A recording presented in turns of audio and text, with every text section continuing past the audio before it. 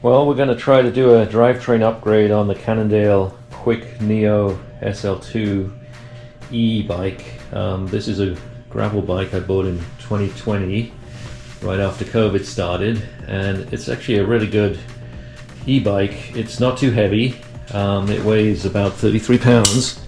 The integrated battery is well hidden, has a range of up to about 40 miles depending on what power mode you have it on and how much elevation you're climbing.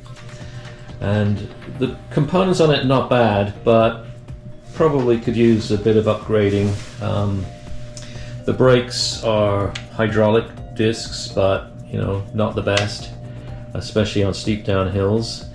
And the shifter is a basic Shimano Altus, I think that's what it's called. But you know, it works, but it could use a bit more range in the gears, especially for steep hill climbing. So we're going to try to use the SRAM NX drivetrain, and I'm just going to replace the derailleur at the back, the cassette, and the chain, and we're going to have an 11-speed SRAM set up on this bike if this all works. Okay, first step is to remove the rear wheel. So I don't have a bike stand, I'm going to do this with the bike upside down. Hopefully that'll work. Okay, we're going to use a cassette removal tool. I found that on Temu, I think, with the chain ratchet and a 19mm wrench to remove the old cassette. Yeah, and then the old cassette pulls right out, and we're going to grease the hub while we've got it exposed before we put the new cassette on. A quick note about the cassette spacers. On the hub at the back of the 7-speed original Shimano cassette, there was a 1.8mm spacer, and that has to go on even on the 11-speed cassette. The mountain cassette on an 11-speed still needs that spacer apparently. So then the large cogs go on. There's a spacer between the large cogs and the smaller ones, and then each smaller cog has a small plastic spacer between it, and then there's the final cog and the lock ring. So that's the order it goes on. Okay, the new cassette is on, and we tightened it up with the cassette tool and a 19mm wrench. It's meant to go to 40 Newton meters. I couldn't get my socket on there, so I just tightened it pretty tight. Another critical thing on the e-bike is to make sure you use the cassette lock ring that's magnetic. So I had to reuse the old cassette lock ring from the original cassette, not the new one that came with the SRAM, but no problem. And when it's on, there should be no play side to side. Okay, next step is to release the cable on the derailleur using a hex key. And then we're going to put the new Eagle NX derailleur on. Again, it just tightens into the mounting bracket or derailleur hanger with a similar hex key. Okay, the wheel is back on. So there's the new cassette and the NX derailleur is there. Now we've got to snip the wire on the old derailleur and remove the cable and put on the new shifter.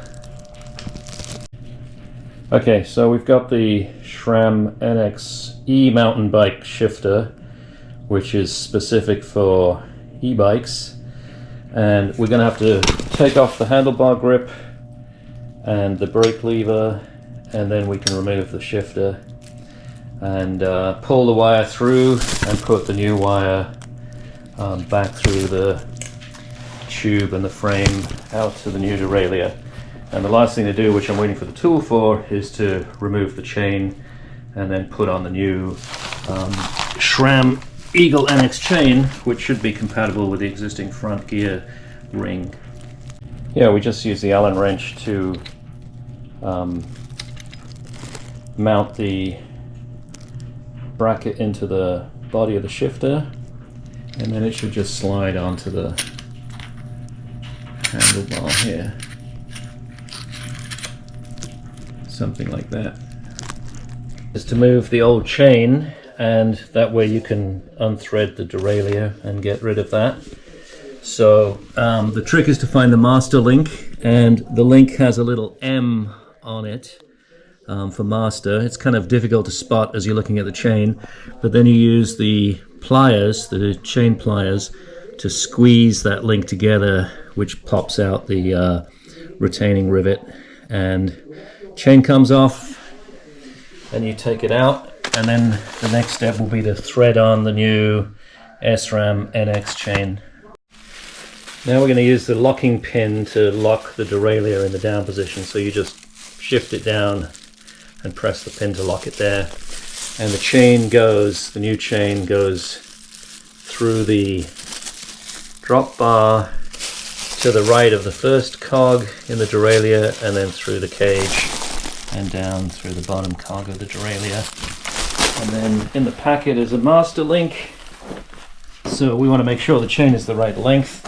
In this case I've got a pretty big sprocket on the front, so the chain is the perfect length. I don't need to remove any chain links. Yeah, the chain should be just taut when you pull it,